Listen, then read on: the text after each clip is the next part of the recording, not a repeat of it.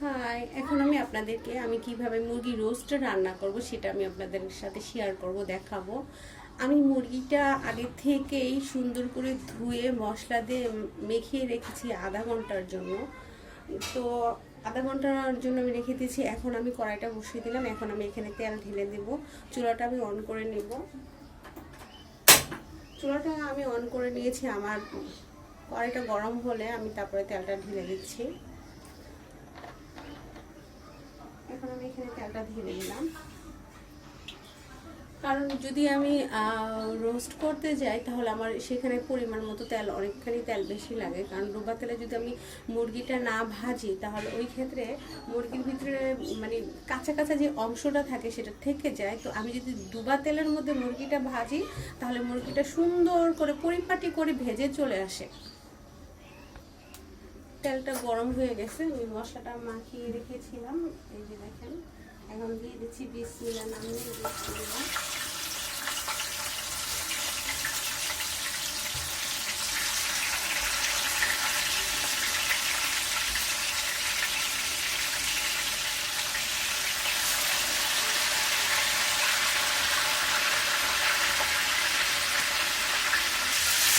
এটা পরেই হয়ে গেছে। এখন আমি এটাকে উঠিয়ে দেবো।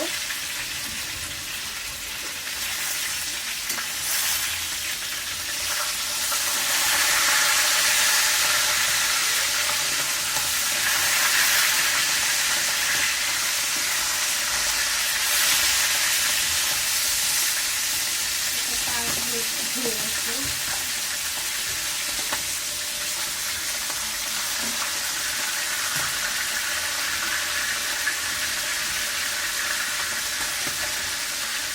তালাটা ফুটতে দিয়ে মুরগি ভাজাটা আমার হয়ে গেছে। এখন আমি ছেড়ে দেবো, যেহেতু এটাকে আমি সাদা রোস্ট করবো। ভালো হয়ে গেছে। এখন আমি এটাকে ছেড়ে দিচ্ছি। দেখেন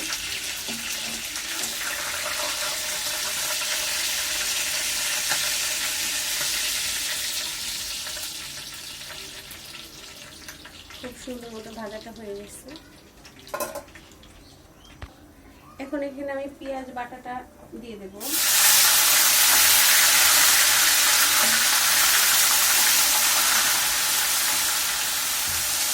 যে তেলটা ছিল আমি সেই তেলটার ভিতরে পেঁয়াজ বাটাগুলো দিয়ে দিলাম।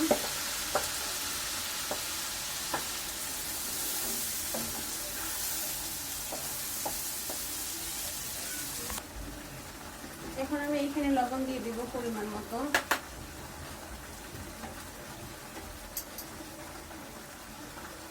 এখানে আমি এখন আদা রসুন দিয়ে দেব।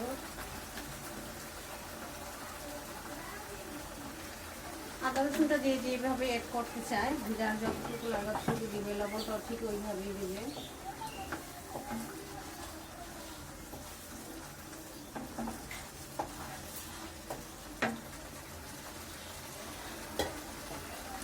এখন আমি এখানে মরিচ বাটা রেখেছি, সেই মরিচ বাটাটা দেবো। যেহেতু আমি এটাকে রোস্ট করবো, একটু মরিচের অংশটা বাটাটা একটু বেশি দিব, কারণ এখানে কাঁচামরিচের ঝালটা দিলে একটু ভালো লাগে। এখন আমি সুন্দর করে সবগুলো মিশিয়ে দেবো। এটাকে আমি কষাতে থাকবো, যেহেতু তেলটা উপরে মিশে না উঠবে। অবশ্যই এখানে একটু তেল এমনিতেও বেশি, যেহেতু রোস্টে সবসময় তেলটা একটু বেশিই থাকে। এখন আমি নিজের হাতে মশলা তৈরি করে রেখেছিলাম, দারচিনি, এলাচ, গরম মশলা, তেজপাতা সব কিছু মিলিয়ে এখন এটা দিয়ে দিচ্ছি। এটা বিরিয়ানি মশলা তৈরি করে রেখেছিলাম। এখন এটাকে সুন্দর করে আবার নাড়া দিয়ে দেবো।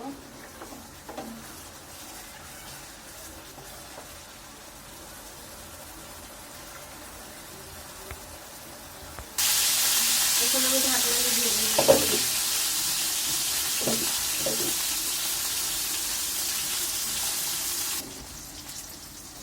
আমি এখন আবার সুন্দর করে নাড়া দিয়ে দেবো।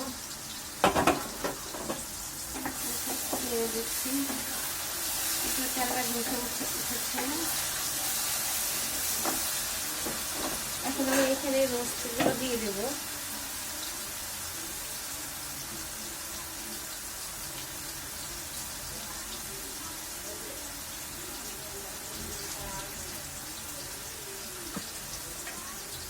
আমি এখন রোস্ট দিয়ে দিচ্ছি। যেহেতু মশলাটাকে ভালো করে ভেজেছি তাই আমি এখন একটু দিয়ে দিলাম। এখন আমি এটাকে ঢেকে দেব।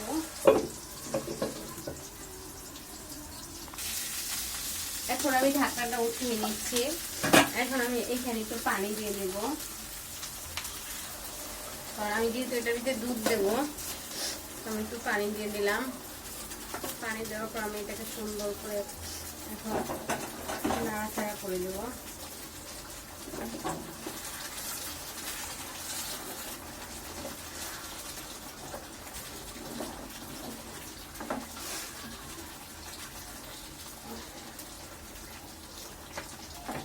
এখন আমি এটাকে এখানে এখন দুধ অ্যাড করে দেবো।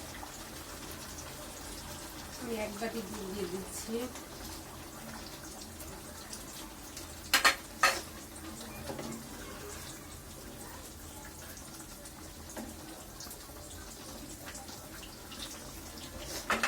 এখন আমি এটাকে আবার ঢেকে দেবো।